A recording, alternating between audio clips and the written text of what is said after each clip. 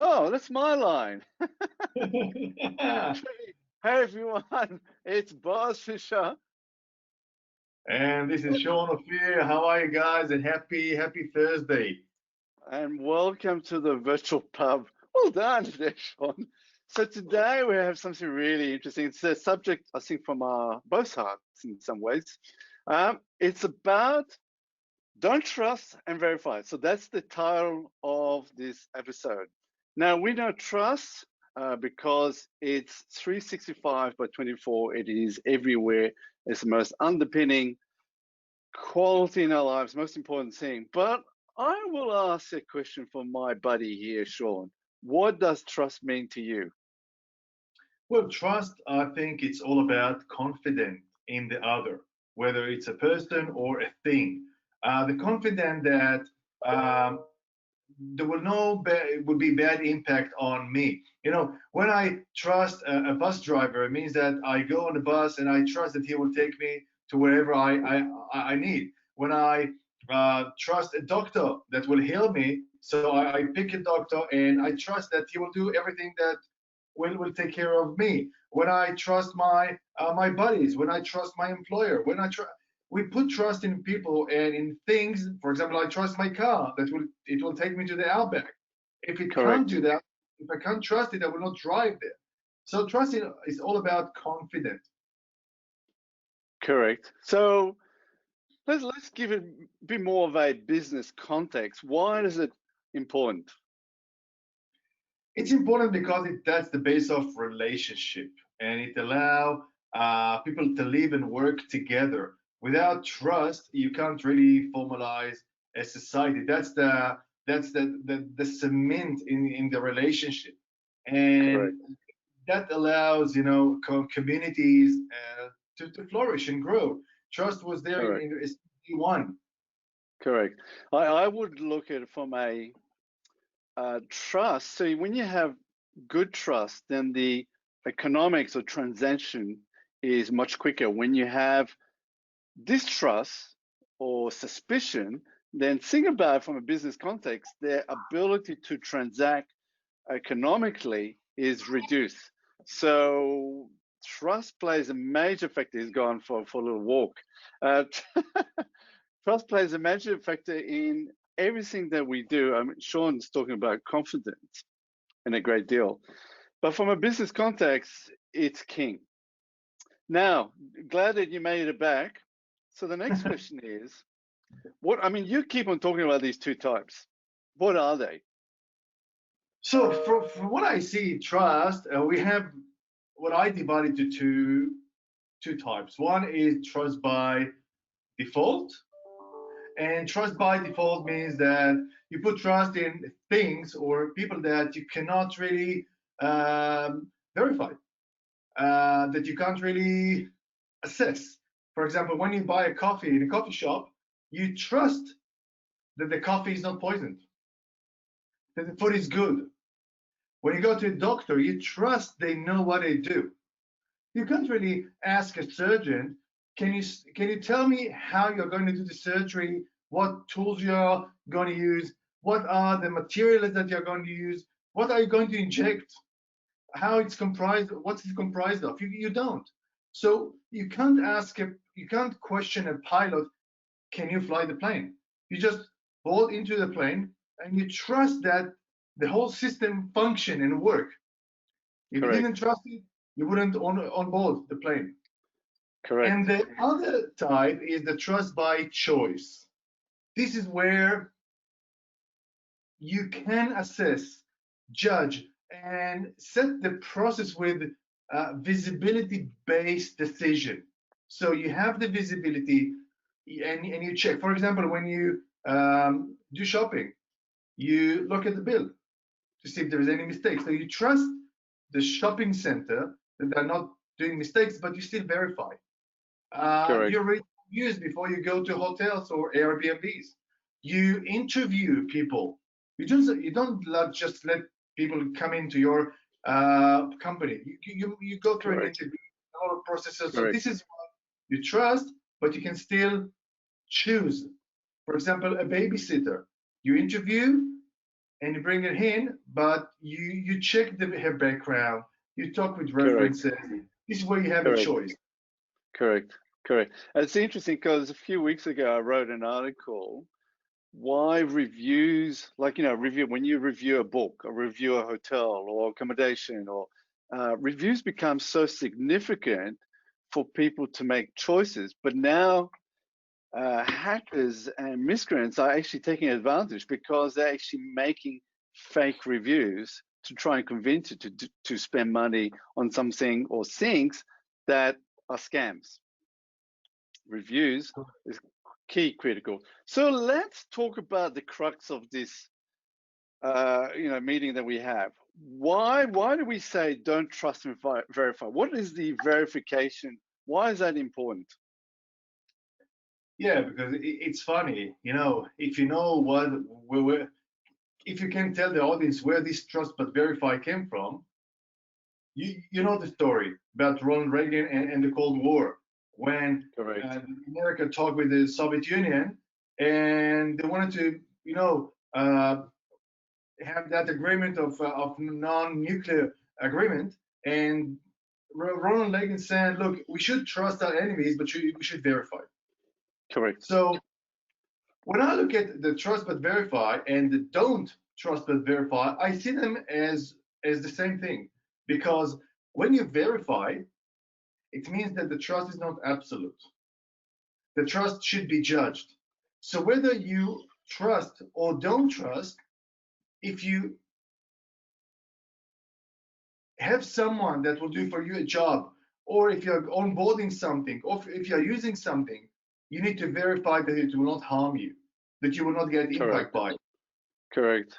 When you Correct. go into the shower at your home, you still check the water before you step in. Correct. Correct. Yeah.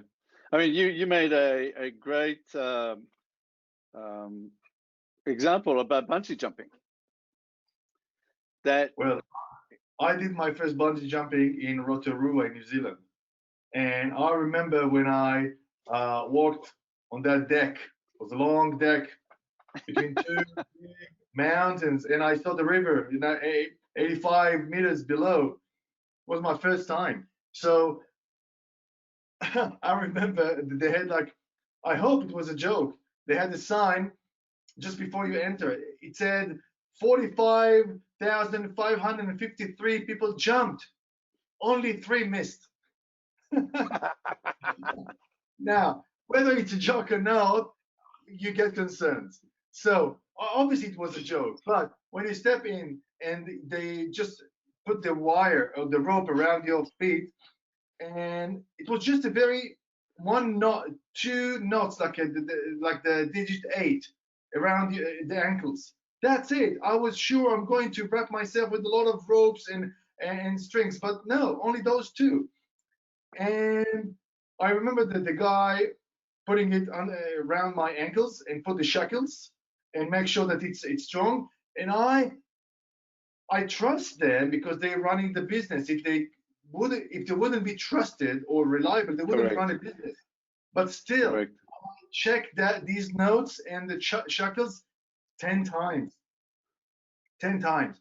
So when I stood before the jump and leave my 200 beats per second heart for a moment, then I had to take a decision. Do I trust that rope? Yes. Because I'm going to take a risk. Correct. And that rope, if I'm not trusting 100% that rope, I can't jump. I can't risk myself. So but this was a trust by choice. I chose Correct. to trust it. Nobody Yeah. forced me. I could validate it. We're part of it. Yes. Yes. Yeah, Now I did something similar, not bungee jumping, but paragliding.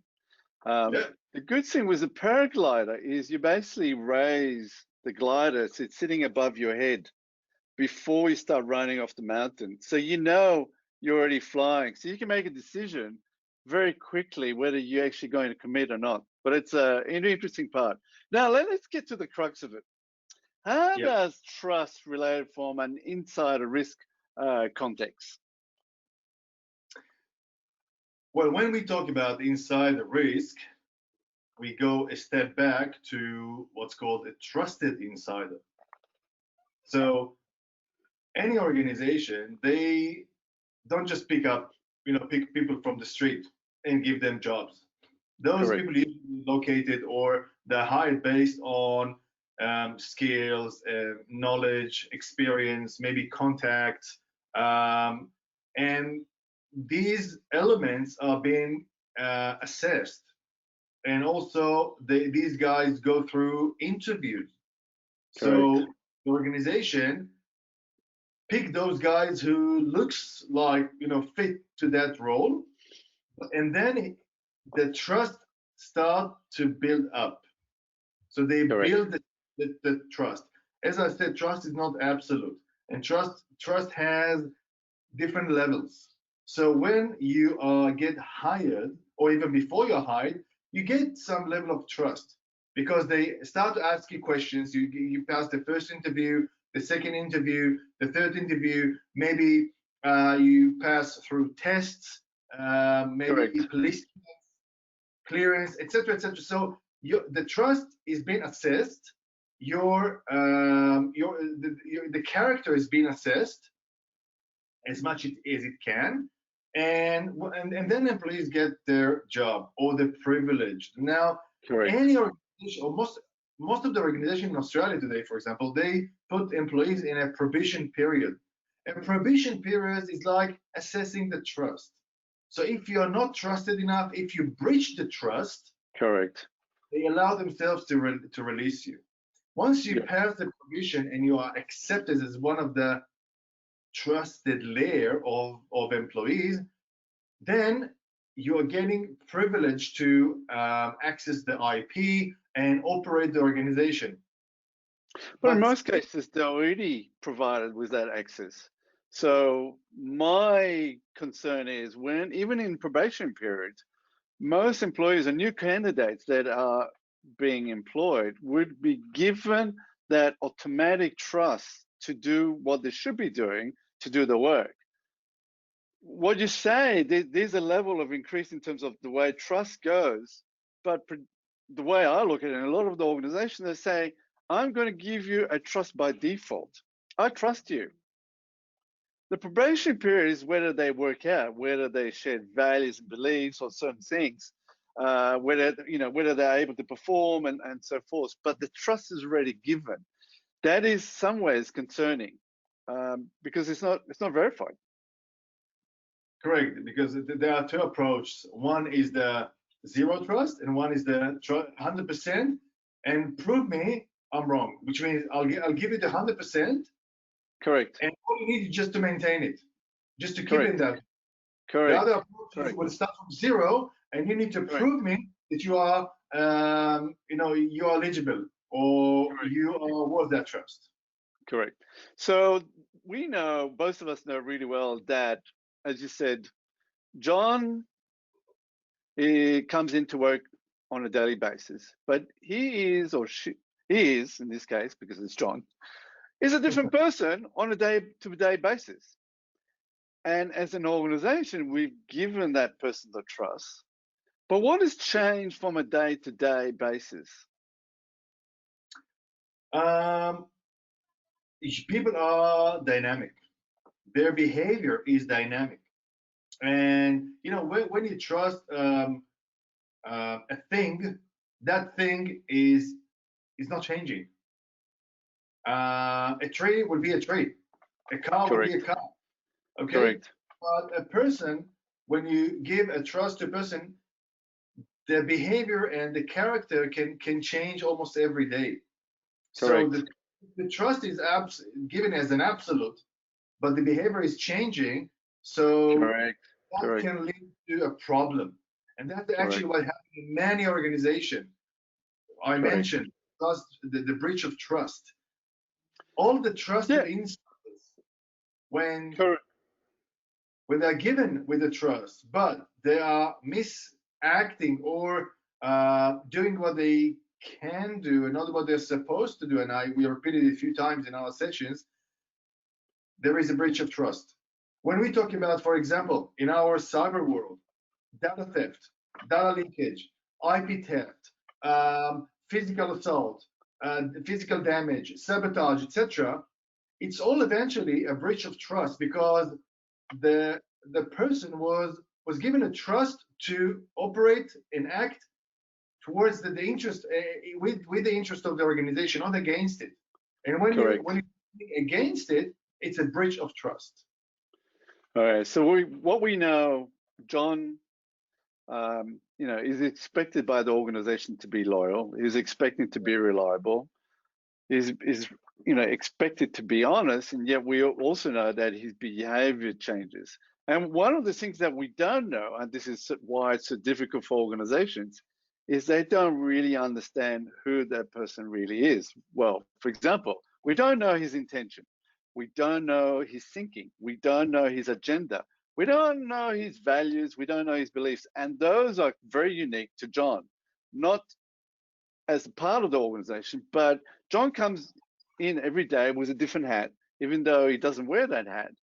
And the organization basically presume his trust that he's going to do a trustworthy day's job.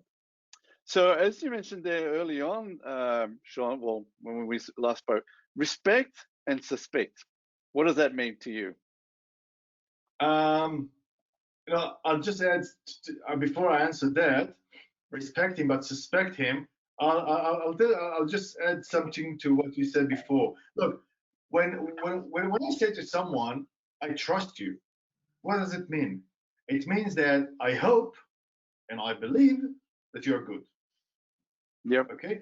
It's a lot of beliefs, hopes, and maybe strong assumptions. Yeah. There is nothing concrete. When we look at, for example, we can't say a child trusts his mom because this is an instinct. But there are no instincts at work. In the corporate world, when an organization provides keys to crown jewels, they trust these employees, means that they hope they will do the right thing and they will not steal from the organization. They hope, they believe, but it's not absolute. That's why I'm coming to respect him but suspect him. It comes from a very old Hebrew expression, and it means that you should give respect to the people you trust, but always suspect. Always have some open half eye. Close one eye with the trust, but leave the second one open. Correct. And this is actually, Buzz, what we do to a lot of organizations. We help them open the second eye, to make sure that everything is done according to their beliefs and hopes. When they trust them, look, you can't work without trust. Without trust, you will not have society. You will not have a relationship. So, and when you look at organization and employees, it's based on relationship between people and between the organization. It's like an unwritten, well, it's a written contract, but it's also unwritten contract. Correct. And the people are driven by emotions, by aspirations, that's comprised. That is what's the behavior comprised of. They have different drives. Now, employees are getting the trust to do what they need to do. Correct. That trust needs to be verified. And how do we do that with organization? We allow organization see and verify what people are doing. For example, we with many organizations, we put something called user activity monitoring, which is allow organization to see what people are doing, not to spy on them, but to make sure that they're doing the right things. And if there is a breach of trust, that can be flagged. Correct. In that way, and it doesn't matter whether it's malicious or unintentional.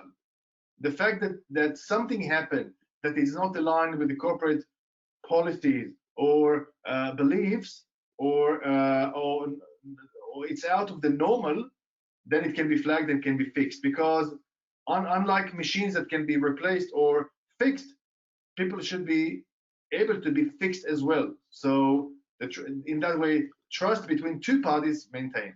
Yeah, and we call it often shaping behavior, right, rather than fix. Let me ask you a side question, because I didn't include that in my questions, but we often hear the industry approach is called zero trust. You know, we got to get zero trust within an organization, but that refers to systems.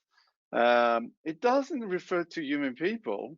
Refers that, you know, we should have from an actual computer to computer that shouldn't be trusted. I think they're missing the boat. What do you think? Well, look, I met a chief security officer once that he said, and it was funny. I asked him about how they identify risks in systems, and he said, "Look, we know the systems very well. We know where the important IP lies and stored, so we know how to protect the system very well." And then I asked about people, and he said, "Look, when we hire people, they are trusted. All our people are trusted. Otherwise, they wouldn't work here." Correct. And in the same breath, he said, "We protect ourselves with blocking, stopping, restricting, not allowing, etc., etc." And I asked him, "Why you do that?" "To make sure that the trusted people maintain the trust, and the trust stays 100% from our side, because people Correct. can trust." So when For sure. when people, yeah, so but when people are trusted, it doesn't mean that they will not breach trust, Yes. because Correct. Correct. Correct. So look, to conclude discussion, what do you do today? I mean, as Summerside, what does Summerside do today to help organizations? What I deem as judge and verify trust. How do you go yes. about it? So we help organizations to assess their what's called the trusted insider processes. So when organizations build from people, and people are operating the organization using applications and systems, and they have different privilege and access to IP. Without people, there is no business. So Correct. and also when there is no access, there is no business. So we can't put a lot of restrictions. We need to allow creativity and open mind, but at the same time to align people to corporate values, interests, and the roadmap. So what we help organization is to understand the human element and maintain the trust, which means there are corporate policies to determine what people can or can't do. And there are some rules and there are some controls. But we also help organizations to see and gain the visibility of the user activities, for example, and assess their behavior. So when behavior change, what you Correct. said, Bob, we help to shape people behavior, align them back to the right track. Using various of solutions and methodologies, we help organization to identify, detect, deter, and disrupt trust breaches, to prevent trust breaches. And this is a very general term for data theft and IP theft and sexual assaults, etc. It's all about breaching the trust within the organization. This is what we help organization to prevent. Exactly. Good point. Good point. So let's wrap it up. What is the key takeaway from your thinking? And then I'll give mine. I say trust is very important. Without trust, you can't maintain life. Without trust, you can't Correct. maintain something. Obviously, without trust, you will not run a company. Everybody should trust each other to have a good relationship. But trust cannot be taken for granted. Trust can change because due to different circumstances, and trust need to be judged all the time. People need Correct. to be, it should be observed, analyzed, assessed, and the level of trust should be adjusted all the time to make sure that Correct. it's well acted. I think I could sort of conclude that, for example, just because someone has been given a security clearance doesn't mean that the trust should be forever. That trust needs to be continuously judged. So that's the key term that, or key takeaway that I'm taking that trust has to be continuously judged. So look, with that, what I'm going to do is obviously wrote an article about that, so I'll include it in the notes. I will also include the notes of a book. It's called The Speed of Trust, really good, by Stephen Covey. Yep. A great resource. And how do people, if any organization is interested in getting in contact with you, how would they do that? Yeah, so just go to sabasai.com, contact us, leave your details, and we'll come back to you. We also offer a 60-minute inside the risk special assessment or special consulting session free of charge. So you can contact me to set up a session. And yeah, and also on this YouTube channel, just subscribe and leave your comment below. And yeah, we can be accessed that way. Good. Beautiful. So with that, Sean, I will wish you have a great day, and we'll see each other next time. Yeah, absolutely. Thanks a lot, everybody. Thanks, everyone. Thanks for joining us, and hope to see you there next time. Cheers. Cheers.